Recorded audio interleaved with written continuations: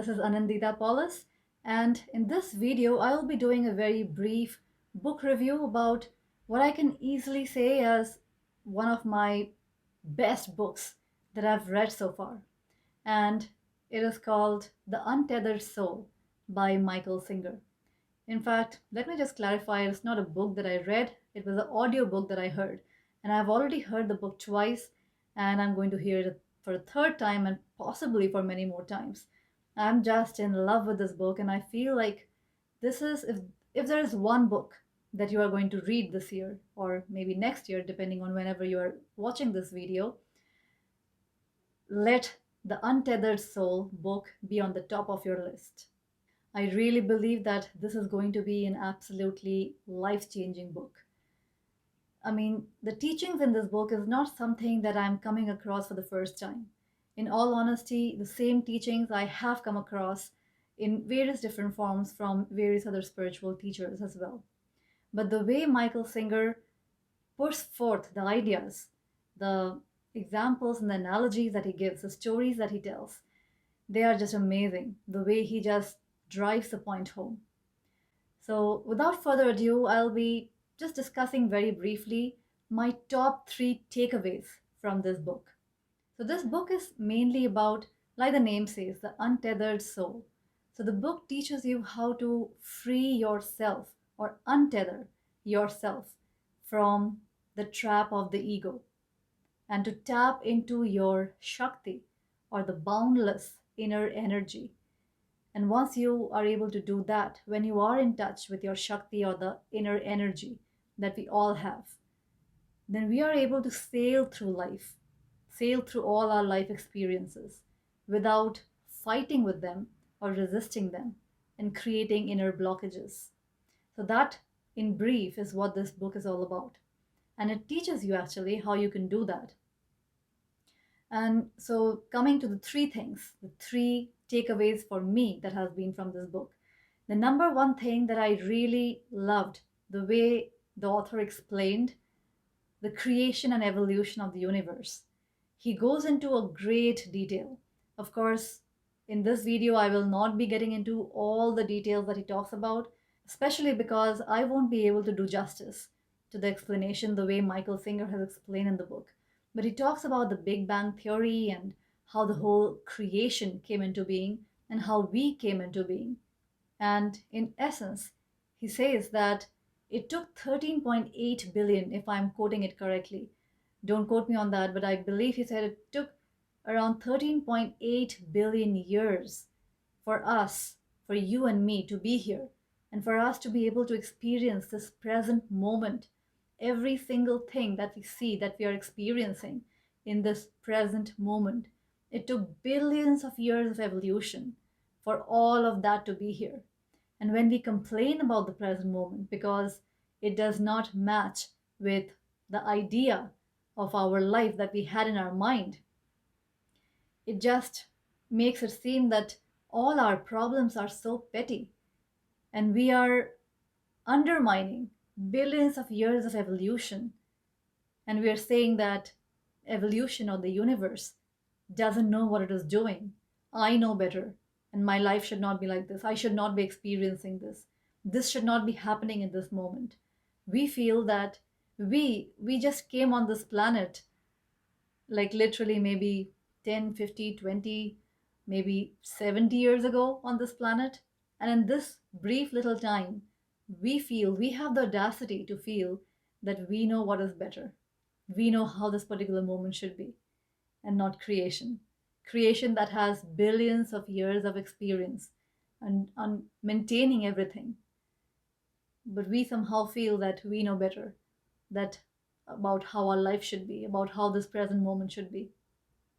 So just the way Michael Singer brings that whole teaching to life, just the way he explains the whole thing, it just made me feel so much gratitude for my presence, for everything that I'm experiencing in the present moment, and even a level of gratitude even for my problems. It just helped to put everything into perspective, that everything that I call to be my problem, they're not even problems. They're not even that big, they don't even matter. So that was one of my biggest takeaways from that book. My second biggest takeaway was his explanation about samskaras. The word samskara is a Sanskrit word which really refers to our mental impressions based on our past experiences. So these are just energetic patterns.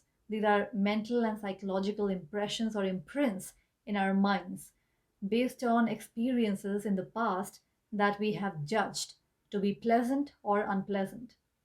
Coming to think about it, every single day we are bombarded with a lot of different experiences in our life, even when we are driving on the highway.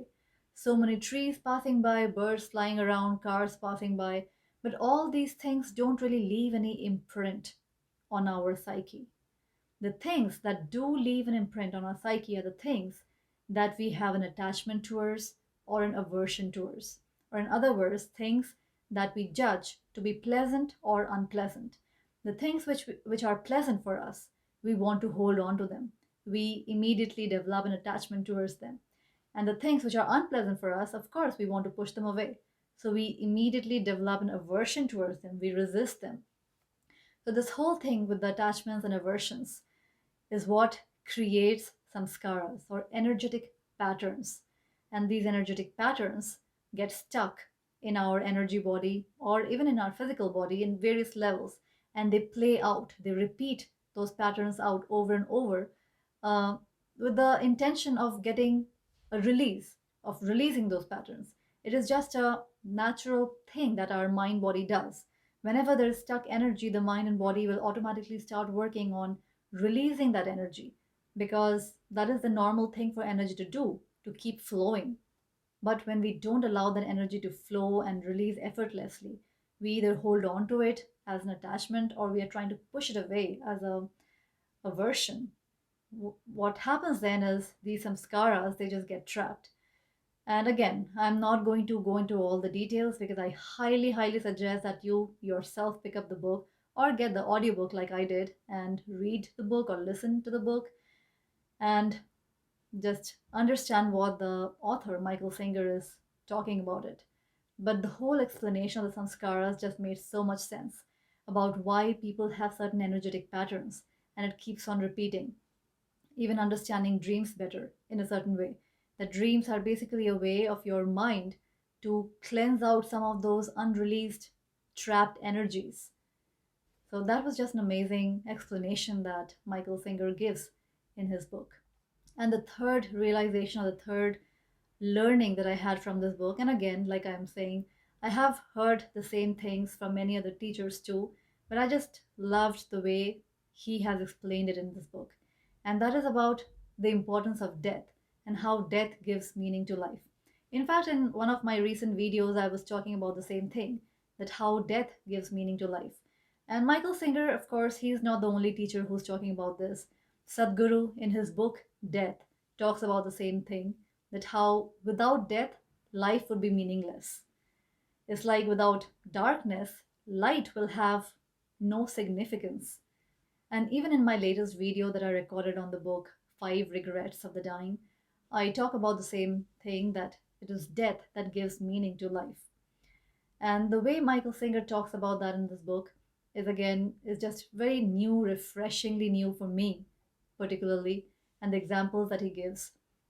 He talks about how if you are the jealous type, and if you see your spouse talking to someone else and it makes you jealous, then to take a moment and just imagine that if you would be dead, would it bother you who your spouse is talking to? Wouldn't you want your spouse, your loved ones, to be happy when you are gone? So why does it bother you right now that you're alive, that they are talking to somebody else? So anything that is worth doing or anything that makes sense after you die, it definitely makes sense even while you are alive. And you only have one chance at this life, anyways. So why live this life from that limited perspective where you are so attached to this identity or this ego self, where you are constantly feeling insecure about who you are? It really comes from insecurities that we have. And of course, the insecurities arise because there is a me separate from everybody else. And that's why the need to protect this separate identity is always there. So, those were my three biggest takeaways from this book. If you have already read this book, then share with me in the comments below what have been your biggest learnings. And if you haven't read this book, then I would highly, highly recommend taking a copy of this book or maybe listening to the audiobook, whatever suits you better.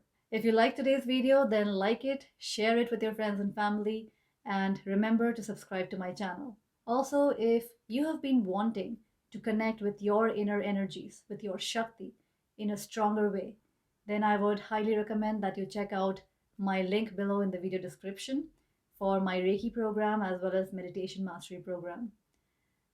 Thanks for watching this video. I'll talk to you soon. Bye for now.